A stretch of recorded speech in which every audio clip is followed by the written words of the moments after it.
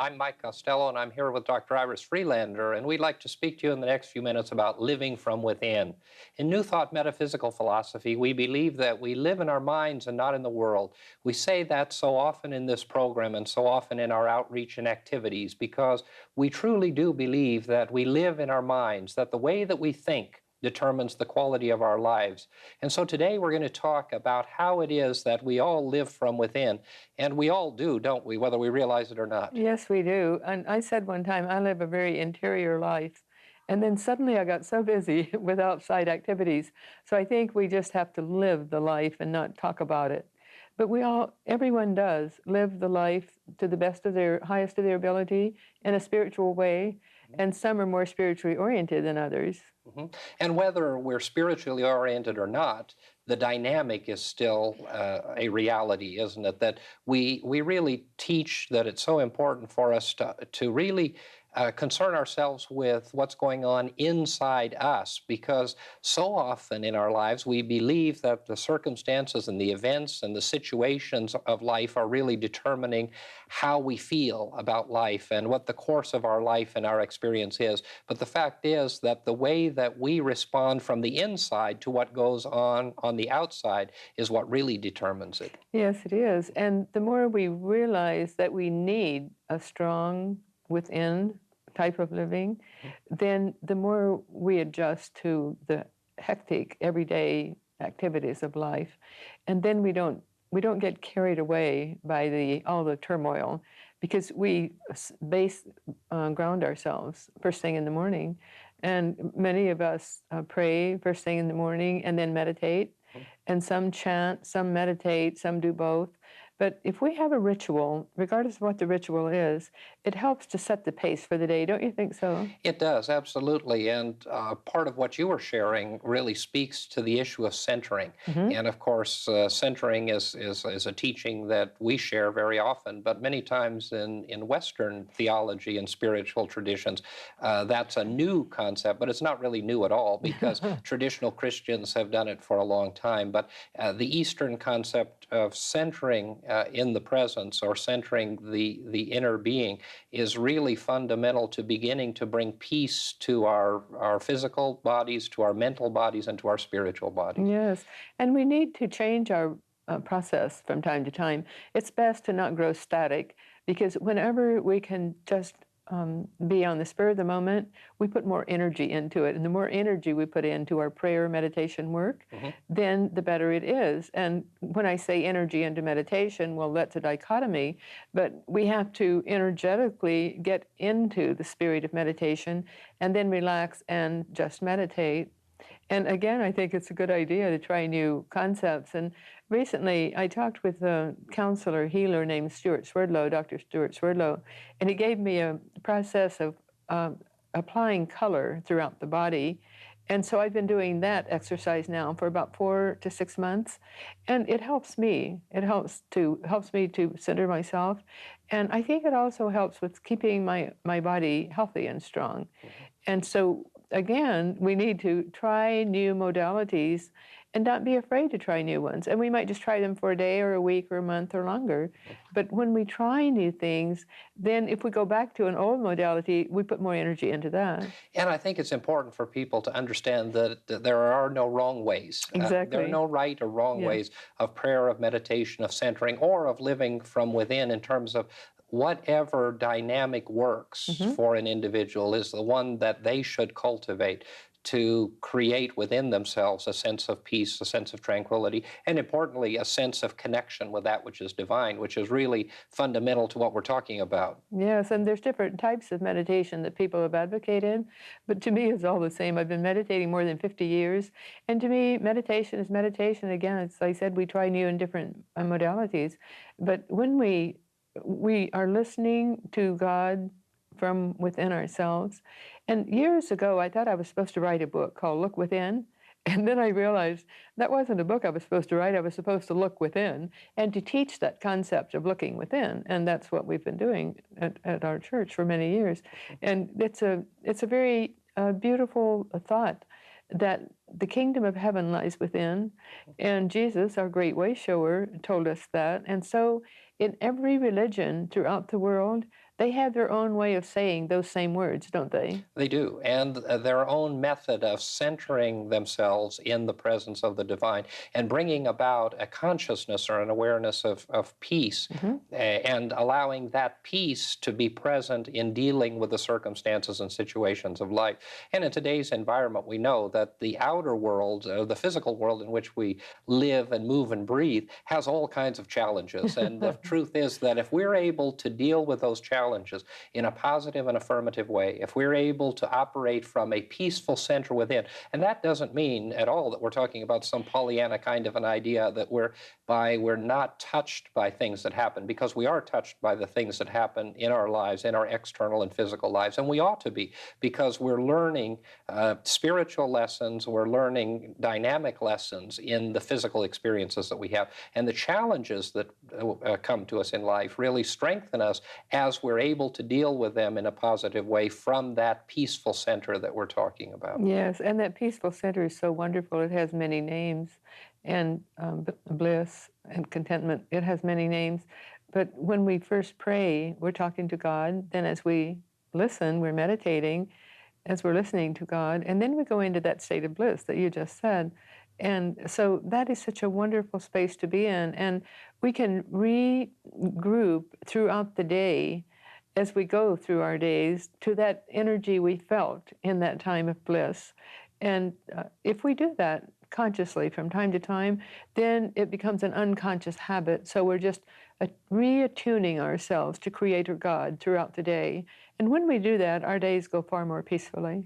And then when we're faced with challenge, or we're faced with a situation that brings us into turbulence or difficulty, we, just through that method, have conditioned ourselves to draw within upon that wellspring of peace and tranquility, and then we're able to deal in a different way with the circumstance than we would have if we didn't have that inner peace and inner strength. Really important concept that I think we need to share with those who are watching is that idea of cultivating this new way of thinking and cultivating this new dynamic of practicing the inner presence of peace and tranquility, so that we can draw upon that when we need to in a conscious and unconscious way. And of course, we begin through exercises that you're talking about. And one of the greatest is a simple one that you shared in the beginning of the program, of simply beginning our day with prayer or meditation, and throughout the day utilizing that exercise. Yes, and in the West, we borrowed from the East the concept of the chakras, and the chakra system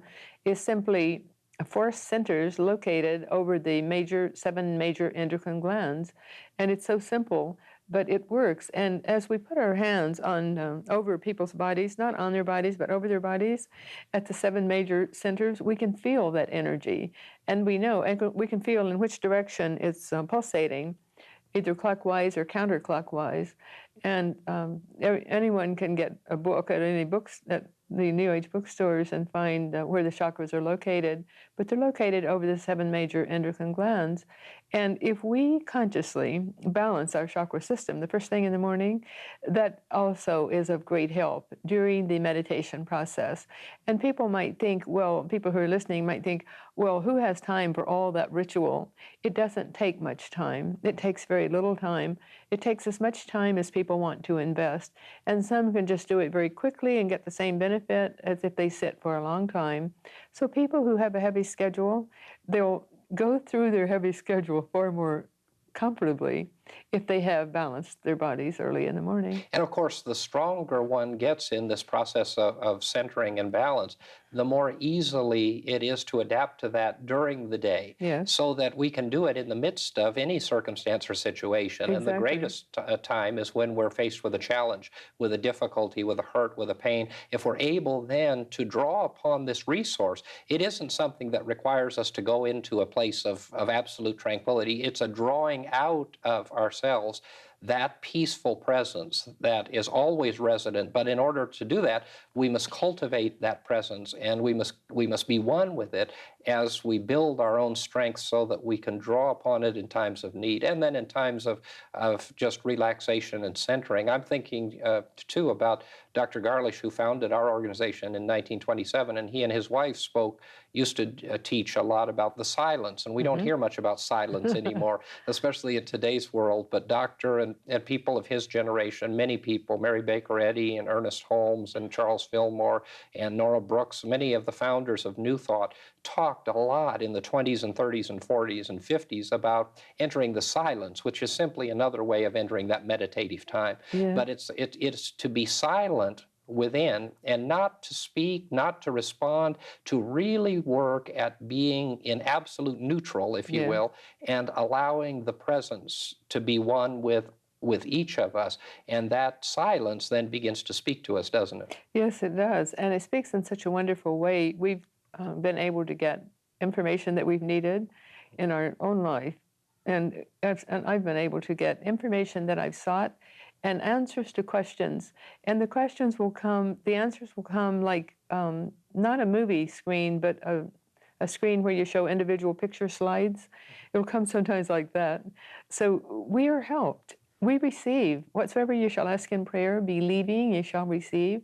So we receive that help, as you said, in different ways, and we shouldn't expect it.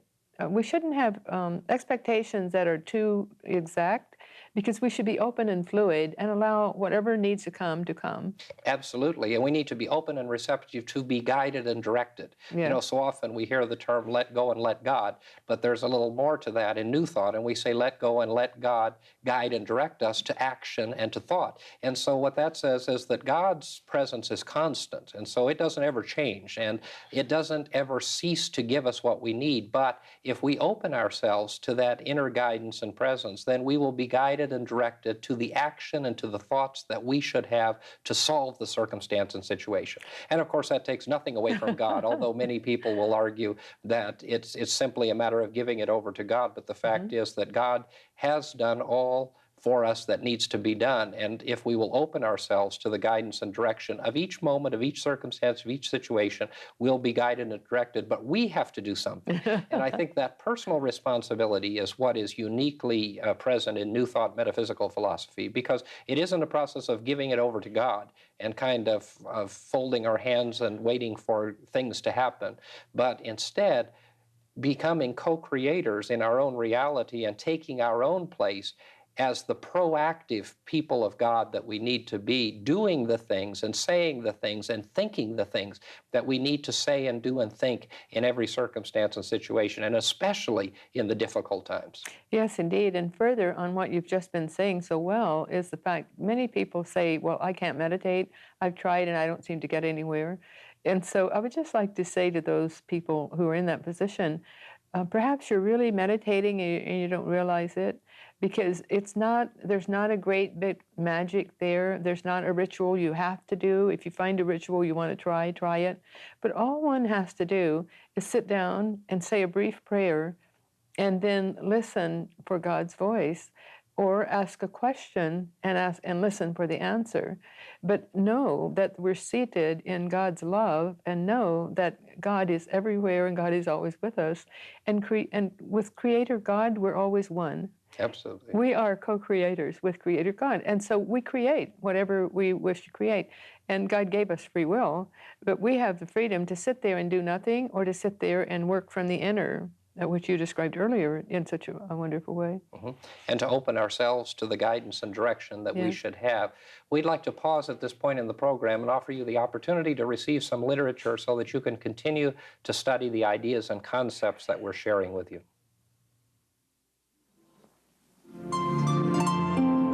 We would like to give you the opportunity to explore and discover in your own home the new thought teachings that this program is sharing with you by sending you a free copy of one of these booklets. Simply address your request to Confident Living at P.O. Box 7726, Long Beach, California, 90807. Whatever your dream, whatever your vision, you can reach it through Confident Living.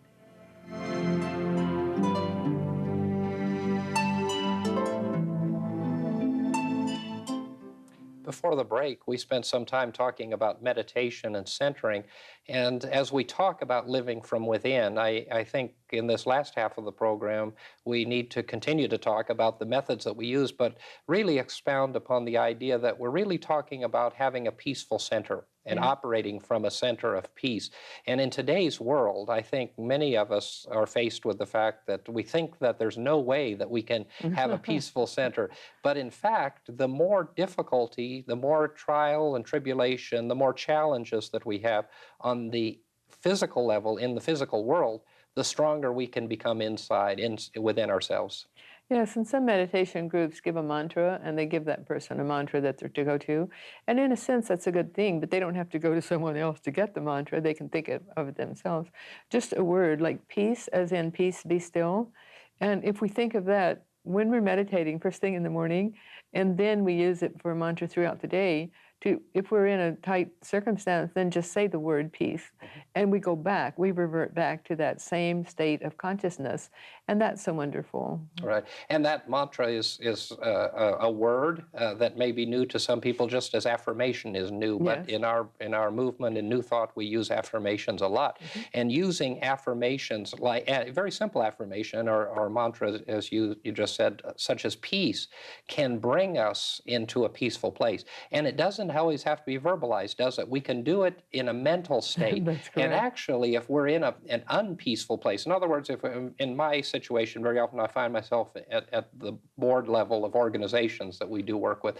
And one of the things that we'll find often at board meetings is that there's really a lot of fighting and dissension and unhappiness. And very often I'll find myself becoming a part of that or becoming drawn into it. And when I do, sitting at the board table, surrounded by other people, I can begin the process of simply affirming peace within myself and peace in this place, and that peace comes. The other aspect really has to do in today's environment a lot. We're all faced with economic challenges. Yeah. And so often we believe that we don't have enough money, or someone loses a job, or our obligations, our financial obligations become too much. And it's at those times that we really need to use affirmations again to draw upon the prosperity and the abundance that's ours. Yes, and when we do, it's really rewarding. We are so rewarded.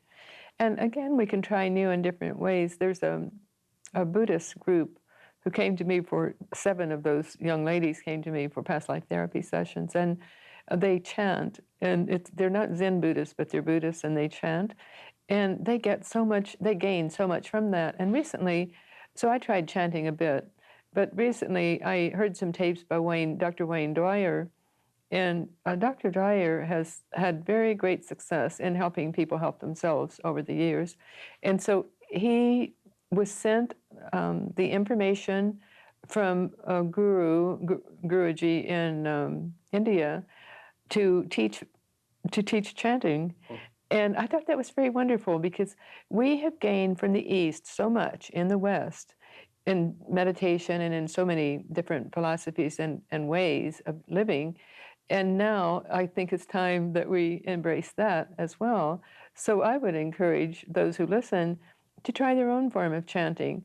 And it doesn't have to be, it can be whatever they wish, but what he teaches is to say, the first thing in the morning when you do your chanting is to say, ah, ah.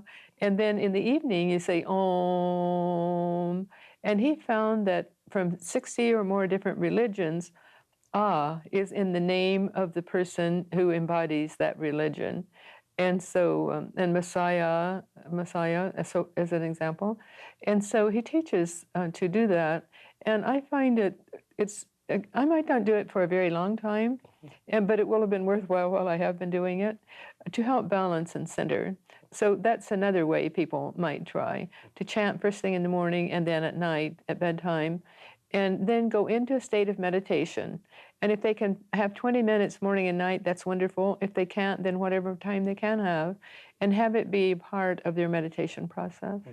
It's interesting today we see, because of the magnificent things that are happening in the world, and many magnificent things are happening, the world is becoming so much smaller, and we are being exposed to so many interfaith activities. Yeah. And many people see that as threatening, but of course in New Thought we don't at all. We believe in universal consciousness, and we believe in the acceptance and tolerance of people of all faiths. And one of the things things that this program does is we don't ask anyone to change their belief system or their faith tradition. We're simply sharing some techniques that are universal, that are a part of our faith tradition. But in today's world, there are so many interfaith activities, and as you were talking about chanting and meditation, so many opportunities. I know in our own community here in Long Beach, there are many Jewish groups that are doing wonderful programs today in meditation from a Jewish tradition, and many Eastern groups. We have a flourishing Buddhist community, as you know, and I recently, or a couple of months ago, received an invitation to a group to join a group or to speak to a group in Oregon, and I hope to be able to do that later this year.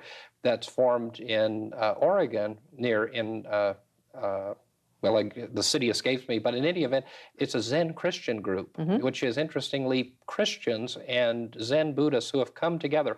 Neither of them have left their traditions, but they come together twice a week, and they share in meditations, and they share in prayers, and they share in faith building and strengthening. And that's a magnificent opportunity for both the Christians and the Buddhists to come together and look at different ways in which they can bring about the centering and the presence, and with the tolerance and understanding for the techniques that are used by other faiths. That's wonderful, and that's truly a meeting of the East and West philosophies. And Paramahansa Yogananda did that, and he did it deliberately, of bringing, honoring the Christ and honoring other Christian concepts other than his own, but still staying true to his own Eastern tradition.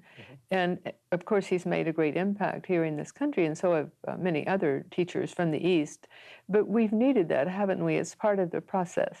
I believe we have, and I think for those of us who are Christian and who have spent our lives and generations before us here in the West, I think the dimension of spirituality that we talk about and that we're sharing today has to do not with denominations and not with faith traditions. It has to do with simply understanding and claiming the presence of the divine within each and every one of us, and allowing that presence to be the center and the point from which we operate. For those of us in our Christian tradition, we know of it as the kingdom teaching. Yeah. And of course, it was the fundamental teaching of the Wayshorer Christ Jesus.